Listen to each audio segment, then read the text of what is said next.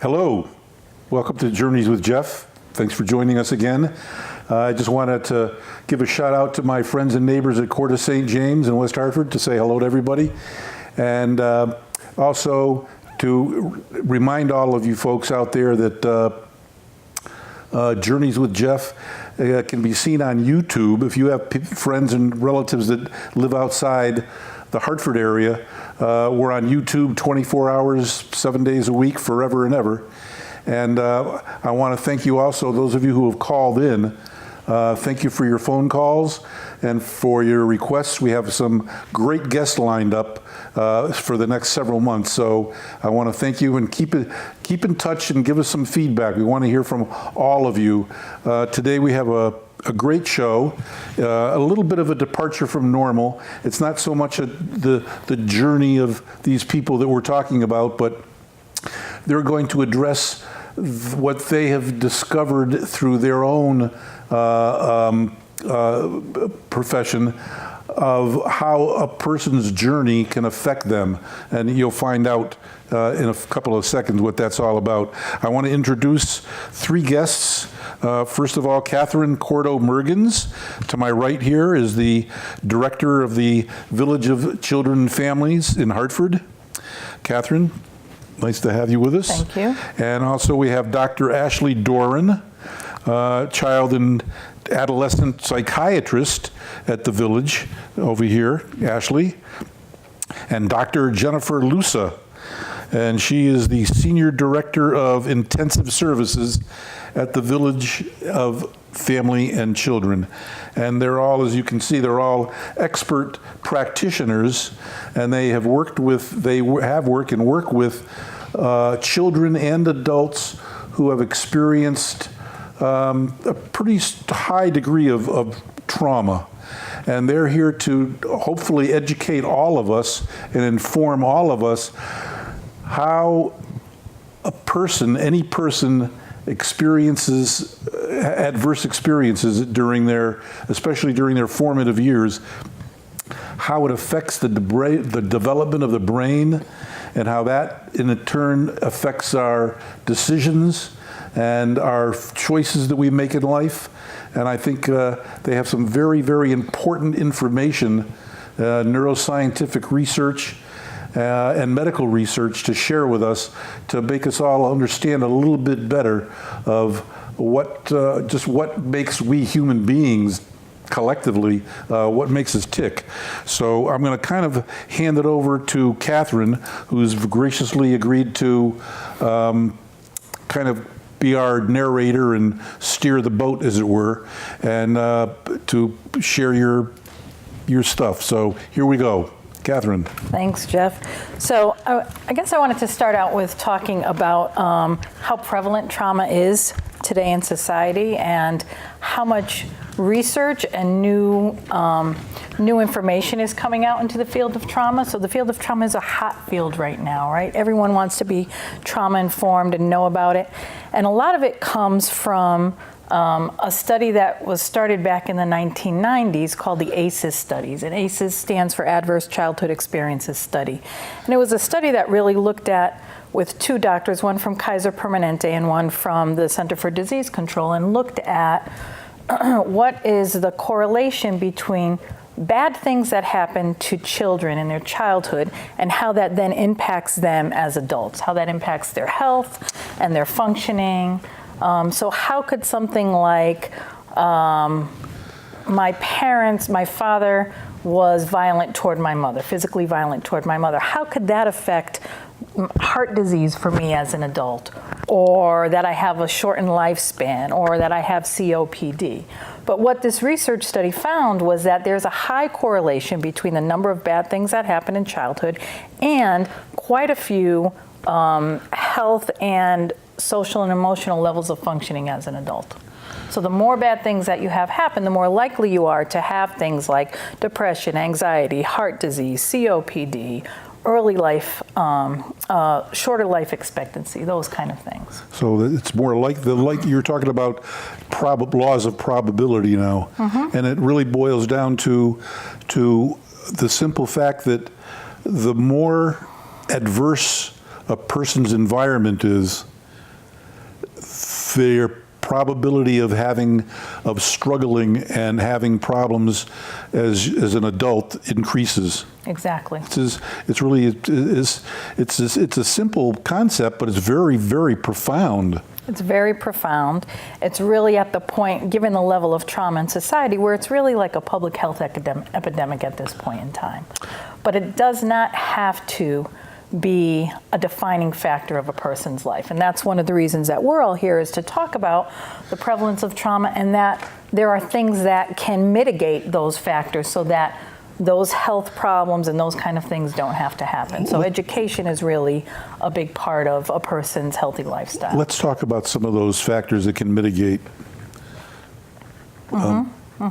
Ashley and Jennifer, Catherine, did you want to bring those? So maybe what we could do is look at the neuroscience and the brain science and talk about how trauma impacts that, and then we can talk about some of the ways that treatment and resiliency factors can really be built in to reverse some of that.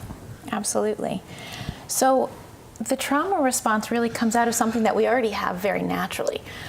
Humans and all animals, really, our main kind of mission is to survive. And so with that, we have a fear center deep inside of our brain. If this was a little kind of picture of our brain here, and this is kind of where your forehead is, kind of deep in here is our fear center of our brain.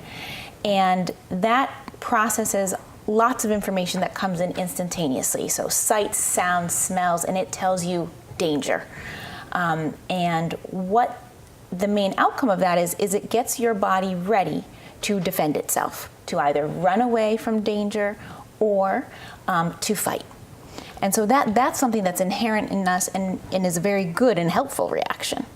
What happens in people that are traumatized and traumatized chronically is the system that makes our bodies work becomes stressed. So if I see chronic violence in my neighborhood or bad things happen to me over and over again, the hormones in my body start to become expressed over and over again and increase certain pathways in certain areas. So that fear response, it starts releasing a whole cascade of hormones throughout my body, ultimately ending up in releasing something called cortisol, which is a stress hormone. And that is really helpful when I need to kind of run. It's gonna make oxygen go to my muscles. It's going to make my heart pump faster. It's going to get, my eyes are going to widen. I'm going to see what's happening. But over time, when you have a lot of that stress hormone, it starts to make some more permanent changes in your brain. And one of the things that they've found, and this is a lot of the research that we'll talk about with Bessel van der Kolk, that I know has done a lot of research in what's called the HPA axis, which is the hypothalamic pituitary axis. That's those hormones that I was talking about. When they were able to pinpoint kind of what some of the changes were in the brain, it led to thinking about different ways of treatment and where some of the deficiencies were that we could change. So when Jennifer talks a little bit later about treatment, it's really looking at kind of the basis of the brain science behind why a lot of these treatments are thought to work and what we're targeting. So not only is this fear center in trauma kind of overactive and active all the time, it becomes heightened. So things that may not startle you previously, if you've been traumatized, somebody may be coming behind you on the shoulder and a tap that wouldn't startle you before, all of a sudden evokes a very large response. And that's conditioned, and that's shown that people that have chronic trauma, that part of their brain, it's called the amygdala, is bigger. It also, when those hormones are released, they also affect a part of our brain called the hippocampus that is responsible for memory. And so people's memory of trauma becomes stored and coded in a different way. And it's able to come to the forefront much easier. So when we talk about trauma and people having nightmares or flashbacks, that's based in the science and the changes behind their brain.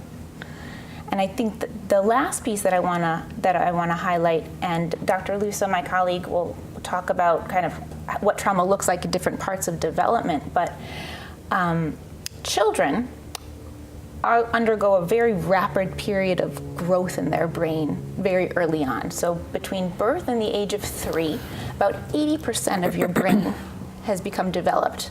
And then by 5, about 90% of your brain has become developed. Wow. And that, in that process, and if you think of a young child to a 5-year-old, all the things they're learning, a big part of that is something in starting development of the front of our brain. And if I go back to my little hand here, what's behind if this was my forehead, right behind our forehead, is something called the prefrontal cortex. And in humans, that's the most advanced system we have. It helps us plan. It helps us make decisions. It helps us problem solve. It's responsible for a lot of personality traits that we have. And the hormone cascade I talked about can definitely alter the growth and the structure of that piece of the brain, and the growth that happens. And as a result of that, Ashley, it all manifests itself as these kids get older in the way they behave and the decisions they make and the choices that they make. So that there are a lot, I would say that parents and teachers too, educators, they really need to be aware that this kind of behavior. One of the things that I read when I read the ACEs study was that the kids who have these extreme traumatic experiences, because of their the brain development, they cannot they cannot put off immediate gratification. Yep.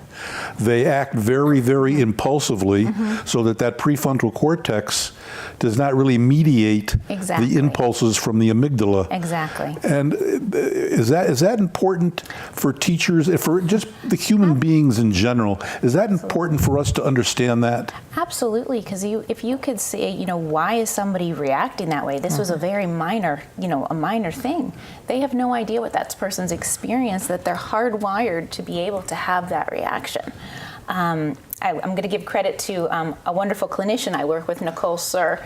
We were talking about some of the images she uses with kids, and we were saying, if I said back to my brain, if this is your prefrontal cortex and it's controlling all those deep structures in there, your fear response and your emotion regulation, and you startle somebody that's traumatized, we say your brain flips its lid. The prefrontal cortex turns off, and what you're left with is that core, hard, raw emotion that has a hard time being kind of regulated and controlled and making appropriate kind of decisions.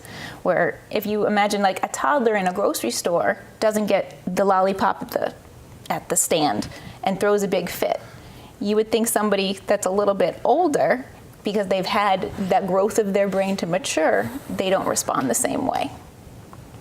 I think one of the things we did bring with us were 2 images to show that show just 2 brief slides about changes in the brain. And if we could put up the first image, what you'll be looking at are two images of a brain of a traumatized and a non-traumatized individual.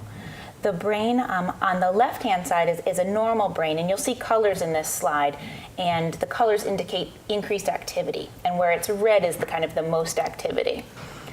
The brain on the right is a brain of a traumatized individual, and you'll see, not only will you see less red, so less activity, especially on the top part of the slide, that's the prefrontal cortex I was talking about that controls your emotions.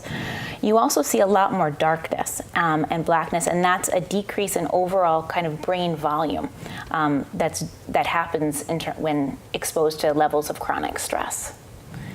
The second slide, that's a black and white slide, demonstrates this as well. And this is a slide on the left is a typically developed 3-year-old. And on the right-hand side is a slide of a child that was in an orphanage for a prolonged period of time through their development. And the stark contrast I just wanted to highlight briefly on these slides are the sizes of the brains. These are both 3-year-olds, and you can see the brain on the right, who is probably subject to a lot of abuse and neglect early in life. Their brain is much smaller in volume. And so I think they're just very kind of raw examples of the changes physiologically that happen. I'd like to have my colleague Dr. Lusa talk a little bit about when those changes happen, what that looks like, what that can look like in different stages of a child's life. Thank you. Very good. Jennifer, Dr. Lusa, Okay. please. So in addition to what Dr. Doran was talking about the physiological changes in the brain, there are also ongoing changes in terms of cognitive development, emotional development, and even kind of physiological changes in the entire body, which I'll talk a little bit more about how that works when we come to treatment and EMDR, which you're interested in. So if you look at the developmental lifespan, it depends on when a child has the traumatic experience, you will see changes in the behavior. So for parents who are wanting to know, like, how do I recognize whether or not my child has been traumatized, or back to your questions about how would teachers know, one of the ways that you can easily assess that is if there are rapid, unexplained changes, especially if it's chronic. I mean, if it's like short term, not an issue, but if you see rapid drops in a child's grade, a child who was functioning well, and all of a sudden that changes, that's something that a teacher or a parent should be kind of concerned about. Younger children would probably have more physiological changes and symptoms in terms of maybe headaches, stomach aches, school refusals. These also are symptoms of anxiety, but anxiety also is a symptom of being traumatized. You'll see avoidance, maybe not wanting to go places that they wanted to go before.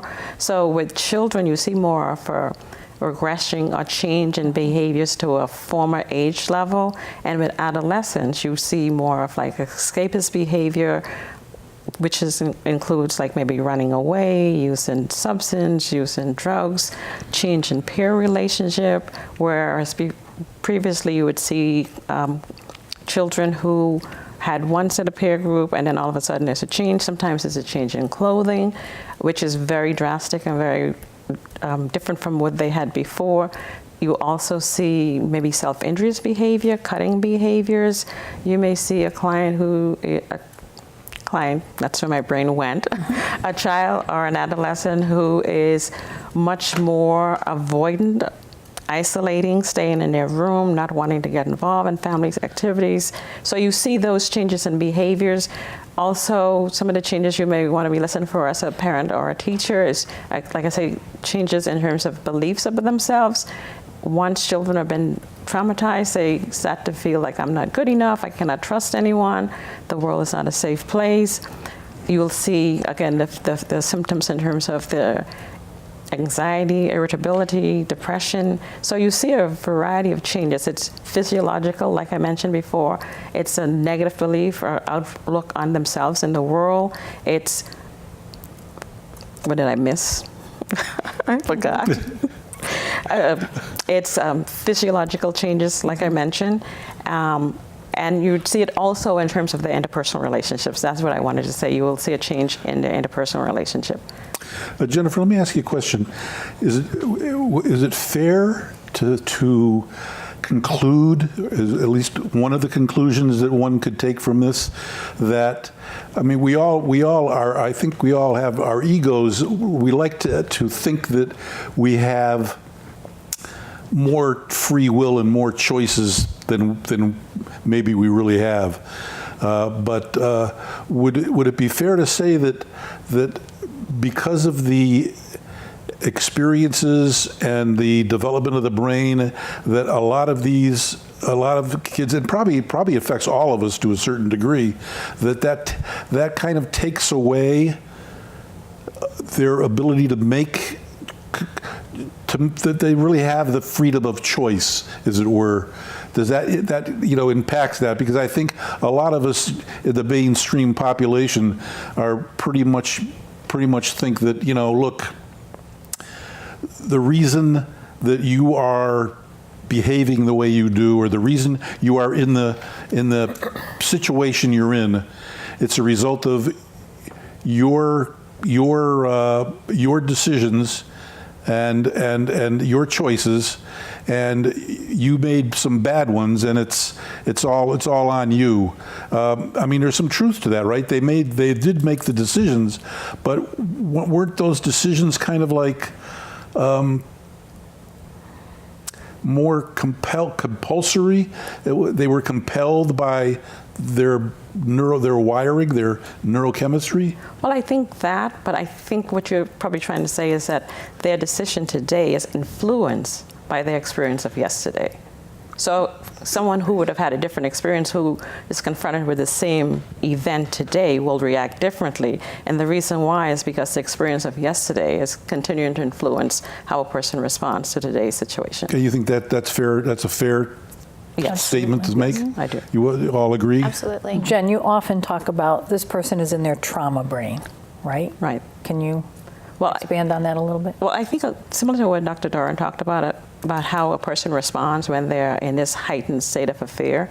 When a person is traumatized, obviously they are much more emotional and much more reactive. I think that's what you were speaking to, that impulsivity that you're talking about. So they're much more reactive. Good word. And yeah. all of that is as a result of the experience that they've had, that heightened state of fear, where a kid goes from 0 to 10 and like seconds flat. For a teacher who's looking at that child and who doesn't know that internally this child is constantly in a state of hyper alertness, that is not something that's easily understood by that teacher, but that child is constantly there, feeling hypervigilant, feeling that they cannot trust anyone or anything, and also being triggered by things internally and also triggered by things in their environment, like a loud noise may set a child off. Or a tune on, I mean, not a tune, an expression on someone's face may set a child off. Oh, very good. Very interesting. Okay, Catherine, you want to? So one of the things I want to follow up on what Jennifer said is this piece of, she said, you know, when children go from 0 to 100 like that, one of the things we know, and Dr. Bruce Perry have done some research with this, with children that come into the trauma clinic, is that the resting heart rate of traumatized children is different.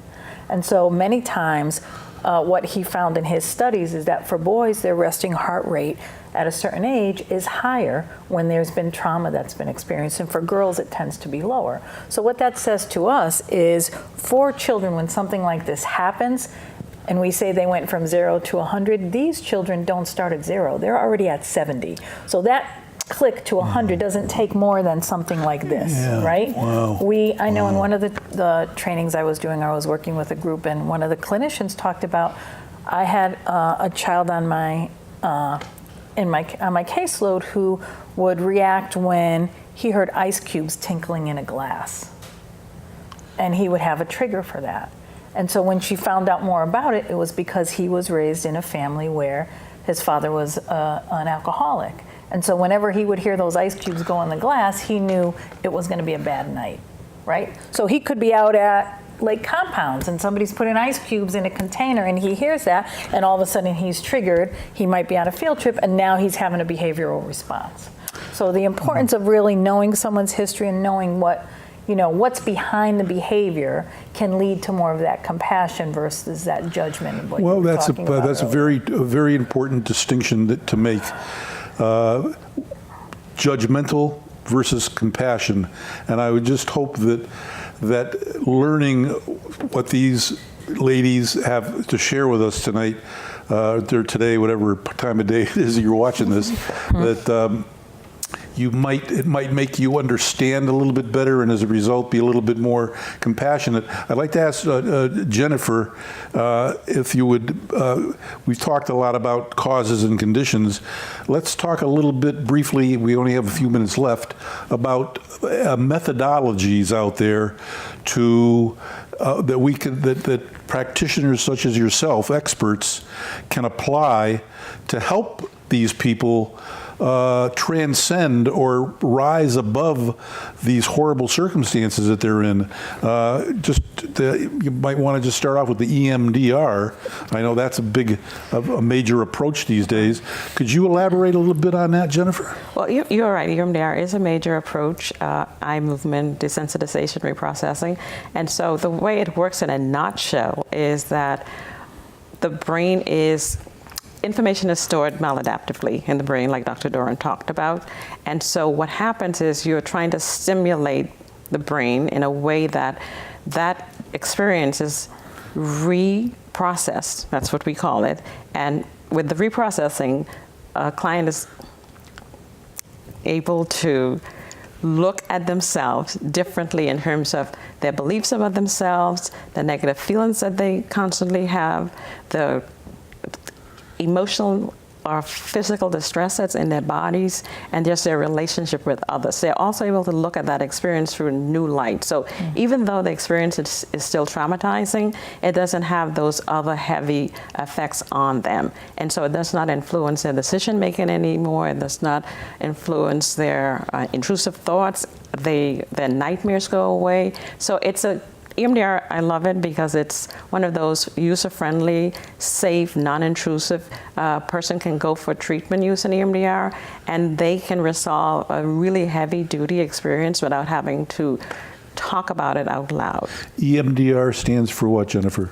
Eye movement desensitization reprocessing. Okay, and that's one of the methodologies. Yes. And from what I would recommend to the viewers. Bissell van der Kolk wrote a wonderful book called The Body Keeps the Score, and I think that would give you a deeper, more in detail understanding of all this because of our time parameters. And also I want to say to you guys, email me or call up the station if you would like to have me schedule for another program, have these people in for another program. I would really like to do that, but just, we have 1 minute till 1 minute, Chris? In addition to the EMDR, from what I've read in Van der Kolk, there's stuff like even meditation, Yes. yoga, Yes. Mindfulness. mindfulness. Yeah. That's so there are other tools in the toolbox. Yes, yes. And I think for parents, what they would want to do, even if they don't have EMDR, want to be able to connect with a clinician who is trauma-informed, which means that the person has experience and knowledge about how trauma works. Very good, very good. Catherine Cordo-Mergens, Dr. Ashley Doran, and Dr. Jennifer Lusa, thank you very much for sharing. It's given the topic and given what we can cover, it's a very precious little time. But again, if there are any of you out there who would like to see another in-depth half hour of this, exploring it even deeper, please give us a call, email me. It should be on the, after the show is over, it should be on the credits.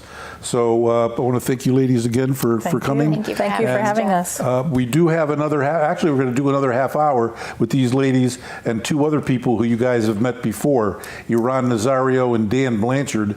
We're going to do a half hour with the five of them, 3 practitioners and 2 people who have actually experienced these traumas that we're talking about.